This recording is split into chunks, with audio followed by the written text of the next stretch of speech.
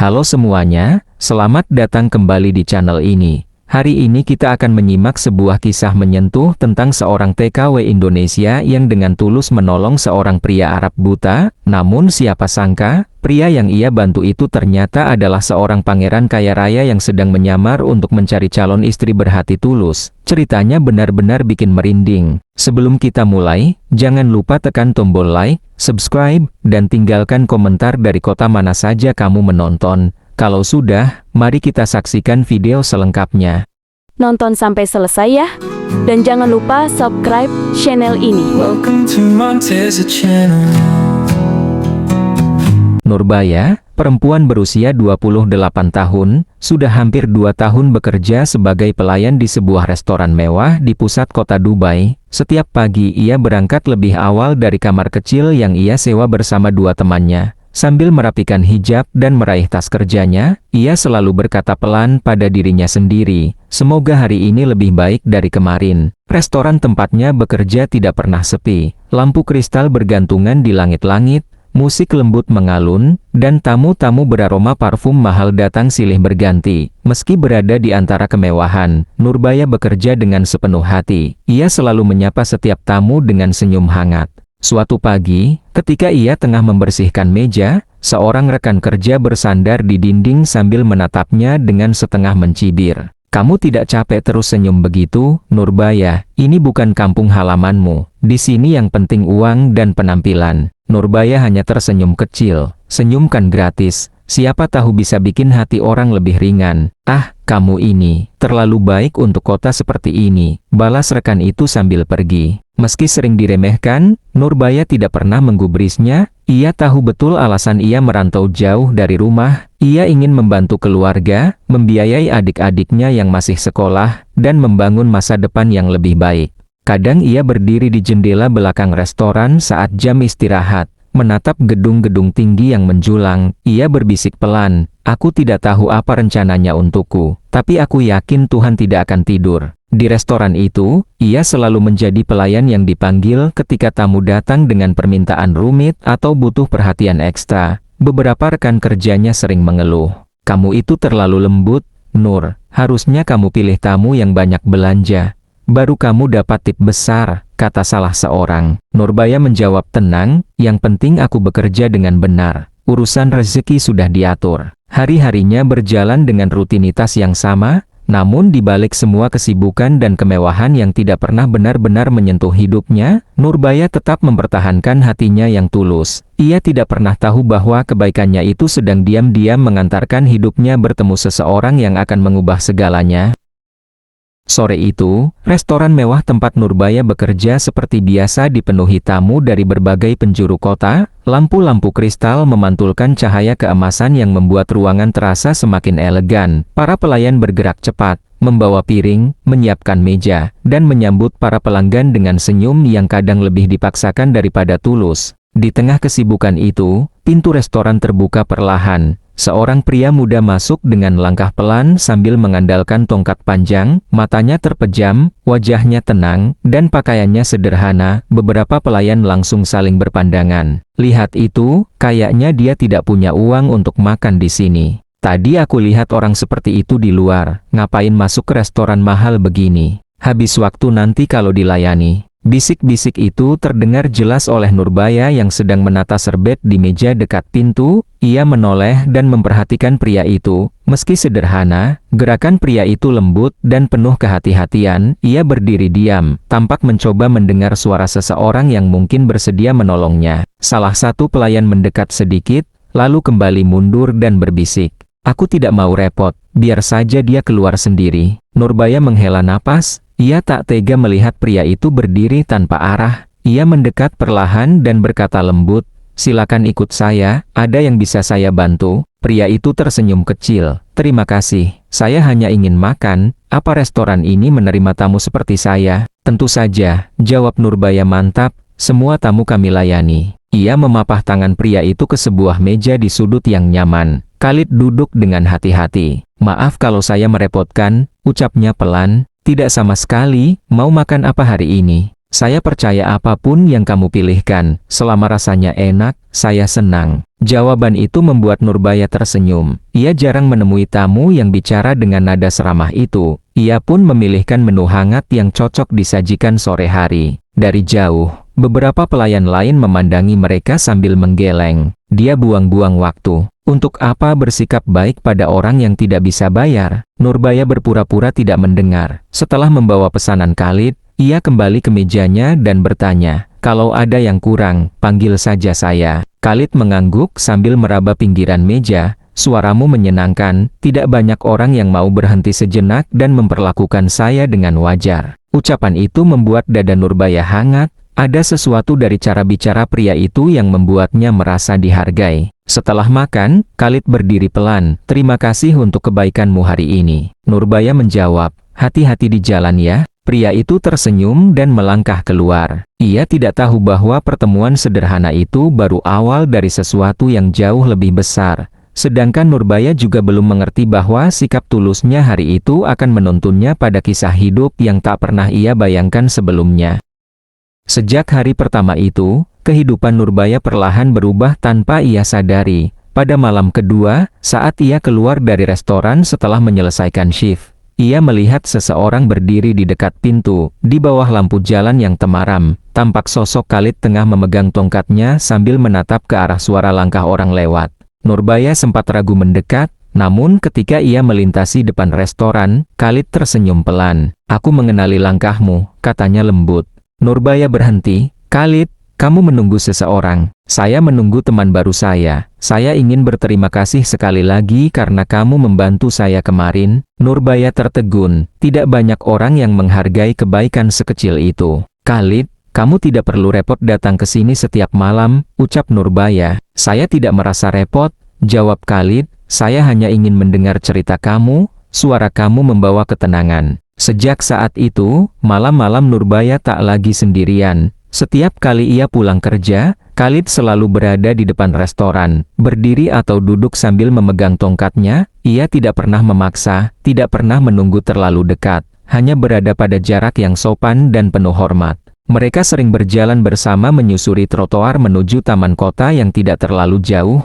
Di sana ada bangku kayu yang mulai kusam dimakan usia, tetapi menjadi tempat favorit mereka untuk mengobrol. Suatu malam, saat angin gurun bertiup lembut, Nurbaya membuka kotak makanan yang sengaja ia bawa dari restoran. "Aku bawa makanan lebih hari ini. Daripada dibuang, lebih baik kamu yang makan." Khalid tersenyum. "Saya merasa seperti orang paling beruntung bisa makan bersama kamu." Nurbaya terkekeh kecil. "Ah, kamu bisa saja." Mereka makan perlahan, berbagi cerita tentang masa kecil, tentang kehidupan, tentang hari-hari yang tidak selalu ramah. "Apa kamu tidak bosan bertemu saya setiap malam?" tanya Khalid suatu ketika. "Tidak," jawab Nurbaya tanpa berpikir lama. "Kamu teman yang baik.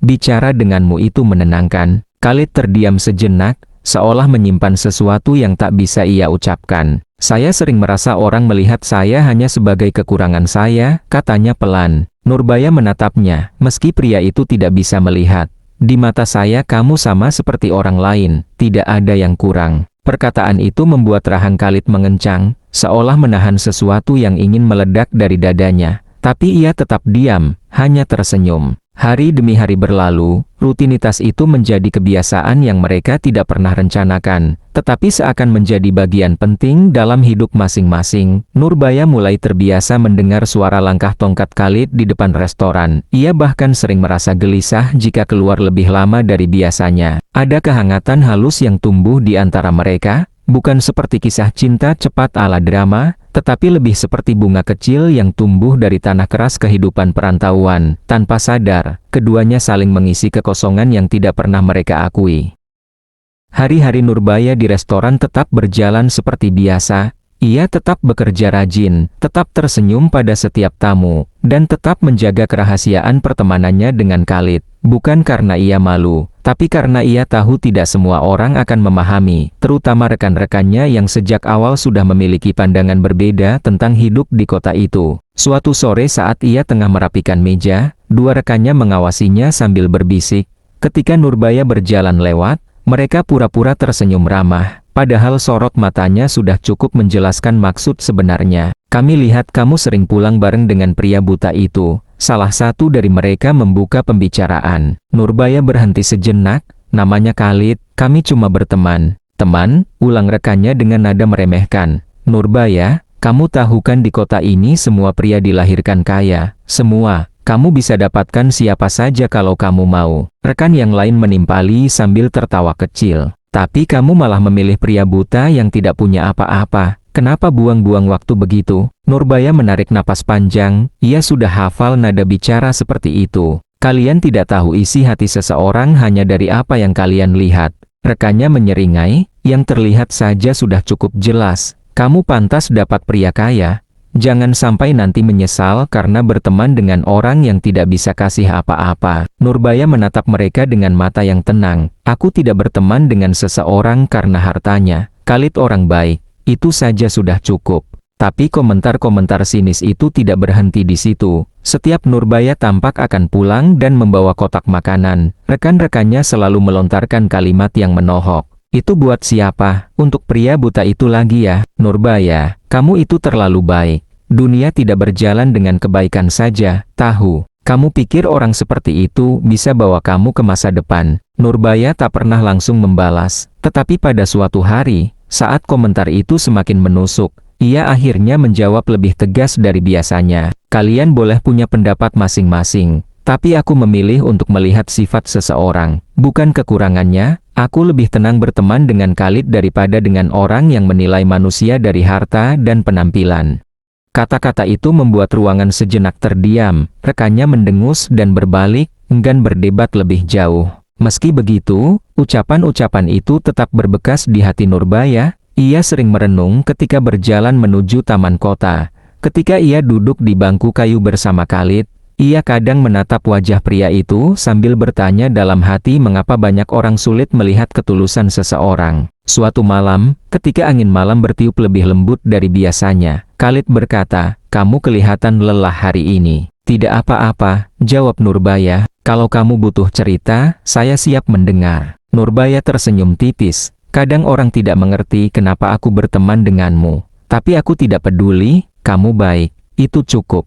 Khalid menunduk, seakan menahan sesuatu di dalam dirinya. "Terima kasih sudah memandang saya seperti manusia yang utuh," ucapnya pelan. Nurbaya tidak tahu bahwa kata-katanya malam itu membuat Khalid semakin yakin pada ketulusan hatinya. Ia juga tidak tahu bahwa setiap kalimat yang ia ucapkan, setiap kebaikan yang ia lakukan, sedang menggerakkan sesuatu yang jauh lebih besar dalam hidup mereka. Dan semua komentar sinis yang ia terima di restoran hanyalah bayangan kecil sebelum kejutan besar yang menanti di hari-hari berikutnya.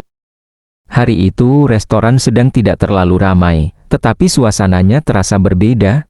Nurbaya baru saja menyelesaikan tugasnya di dapur ketika tiba-tiba salah satu rekannya berlari kecil ke arahnya. "Nurbaya, kamu dipanggil ke ruang tengah, cepat." Nada suaranya aneh, seolah menyembunyikan sesuatu. Nurbaya mengerutkan kening, tetapi tetap berjalan keluar. Sesampainya di ruang tengah, ia terkejut melihat Khalid berdiri di sana, memegang tongkatnya, mengenakan pakaian terbaik yang pernah ia lihat pada pria itu. Lampu restoran memantulkan cahaya lembut ke wajah Khalid. Meski matanya tampak terpejam seperti biasa, ada ketegangan halus di ujung bibirnya. Para pelayan yang lain sudah berkerumun, beberapa menahan tawa, beberapa berbisik-bisik sambil menutup mulut. "Khalid, kenapa kamu di sini?" tanya Nurbaya pelan. Suasana mendadak senyap. Khalid meraih kotak kecil dari sakunya. Nafas Nurbaya tercekat melihat gerakan itu. Ia sama sekali tidak menduga apa yang akan terjadi. Dengan suara tenang namun bergetar, Khalid berkata, "Nurbaya, sejak pertama kali kamu menolong saya, hidup saya berubah. Kamu melihat saya sebagai manusia, kamu membuat saya merasa berarti. Hari ini, saya ingin bertanya sesuatu." Para pelayan mulai saling menyenggol, ada yang menahan tawa, ada yang mengangkat alis seolah ini adalah hiburan di tengah jam kerja. "Khalid, jangan lakukan ini di sini," bisik Nurbaya, tapi Khalid tetap melanjutkan. "Nurbaya, maukah kamu menikah dengan saya?" Kotak itu terbuka, memperlihatkan cincin sederhana, bukan emas mahal, bukan berlian berkilau, hanya cincin kecil yang tampak dibelinya dengan penuh usaha. Beberapa pelayan langsung tertawa pelan. Astaga, dia benar-benar melamar. Sesuai banget sama Nurbaya. Pria miskin, buta pula. Kasihan, ini pasti lamaran paling memalukan di restoran kita. Suara-suara itu menusuk telinga, tetapi Nurbaya tidak memandang mereka. Ia memandang Khalid yang berdiri dengan harapan yang tulus, meski tak bisa melihat ekspresinya. "Khalid, kamu yakin?" "Saya yakin," jawabnya mantap. "Saya mungkin tidak punya apa-apa, tetapi saya mencintaimu dengan sepenuh hati." Tawa para pelayan semakin keras, ada yang berkata, "Ya Tuhan, kalau dia terima berarti dia benar-benar tidak bisa dapat pria kaya." Namun di tengah ejekan itu, Nurbaya meraih tangan Khalid dengan lembut. "Saya terima," katanya tanpa ragu. Tawa para pelayan langsung berhenti sejenak sebelum berubah menjadi gumaman tak percaya. "Kamu serius, Nurbaya? Kamu gila? Kamu rela hidup sengsara?" Nurbaya menghela napas. "Kalian boleh mengejek, tapi kalian tidak tahu bagaimana hatinya. Khalid orang baik, dan itu cukup." Khalid tampak gemetar. "Terima kasih, Nurbaya. Kamu membuat saya merasa seperti seseorang yang pantas dicintai." Nurbaya tersenyum. "Kamu memang pantas." Mereka berdiri saling berhadapan, sementara seluruh restoran terdiam dalam kebingungan. Bagi banyak orang, lamaran itu terlihat sebagai keputusan bodoh, naif, dan tidak masuk akal. Tapi bagi Nurbaya, itu adalah pilihan dari hati. Yang tidak ia ketahui, keputusan tulus itu justru menjadi kunci yang membuka pintu takdir yang begitu besar. Sebuah kebenaran yang selama ini disembunyikan akan segera terungkap di hari paling penting dalam hidupnya. Hari pernikahan itu akhirnya tiba. Nurbaya berdiri di depan cermin kecil di ruang rias sederhana yang disediakan untuknya. Gaun putih yang ia kenakan bukan gaun mahal, tetapi jahitannya rapi dan membuatnya tampak anggun. Ia memandang dirinya lama, seolah masih belum percaya bahwa ia benar-benar akan menikah dengan Khalid. Di dalam hatinya, ada sedikit kegugupan, bukan karena ia menyesal, melainkan karena ia takut tidak bisa membahagiakan pria yang selama ini selalu bersikap tulus padanya. "Aku harap hidup kita nanti dipermudah," bisiknya pelan pada pantulan dirinya. Ia tidak meminta kemewahan, ia hanya ingin kebahagiaan sederhana bersama pria yang ia pilih dengan sepenuh hati. Ketika pintu ruang rias dibuka, seorang panitia acara berkata, "Nurbaya, sudah waktunya." Ia melangkah keluar menuju halaman tempat akad akan dilangsungkan. Namun saat sudah dekat, suara deru mesin mobil tiba-tiba memenuhi udara. Bukan satu, bukan dua, melainkan puluhan mobil mewah hitam berkilau memasuki area pernikahan seperti sebuah iring-iringan terhormat.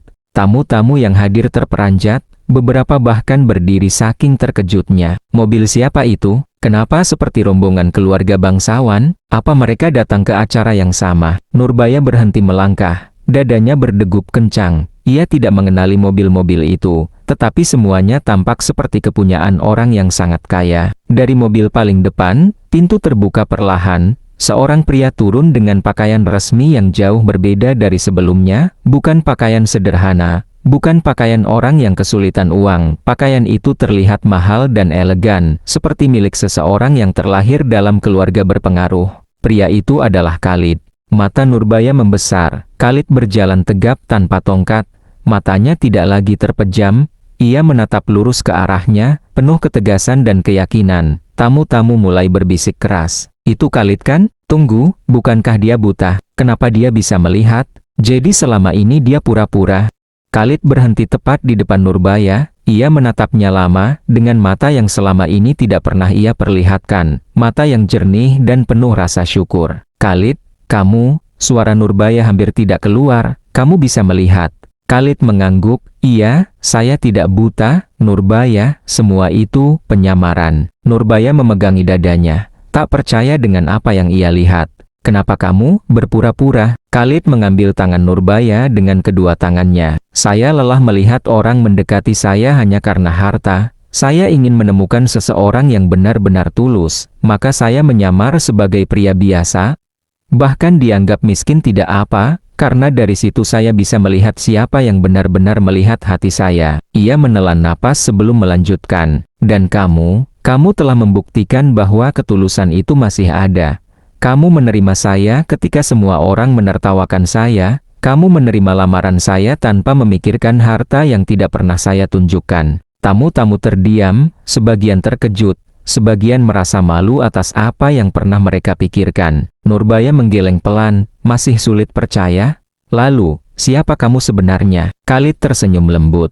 "Ayah saya adalah seorang pengusaha minyak di kota ini. Mobil-mobil itu adalah keluarga dan pengawal yang datang untuk menghormati pernikahan kita, dan semua seserahan itu bukan untuk pamer, tapi sebagai bentuk penghormatan kepada wanita yang hatinya jauh lebih berharga dari harta apapun." Di belakang Khalid, beberapa orang membawa kotak-kotak besar berisi perhiasan mahal, permata, dan hadiah mewah lainnya. Semua itu tampak begitu kontras dengan kehidupan sederhana yang selama ini dijalani Nurbaya. "Khalid, aku tidak tahu harus berkata apa. Cukup katakan bahwa kamu tetap ingin bersama saya, dengan atau tanpa semua ini." Air mata Nurbaya jatuh tanpa ia sadari. Ia menatap pria yang kini berdiri sebagai dirinya yang sebenarnya, bukan sosok buta dan sederhana yang dulu ia temui. "Aku memilih kamu karena hatimu, Khalid, dan pilihanku tidak berubah." Khalid tersenyum lega, senyum yang seolah meruntuhkan dinding rahasia yang selama ini ia jaga. Di tengah sorakan haru, tepuk tangan, dan bisikan tak percaya dari tamu-tamu yang hadir, Nurbaya dan Khalid melangkah menuju pelaminan. Hari itu bukan hanya hari pernikahan mereka, tetapi juga hari di mana kebenaran, ketulusan, dan cinta saling menemukan tempatnya. Dan di balik kemewahan yang mendadak memenuhi suasana, satu hal tetap tidak berubah. Nurbaya adalah wanita yang dipilih bukan karena kecantikan atau ambisi,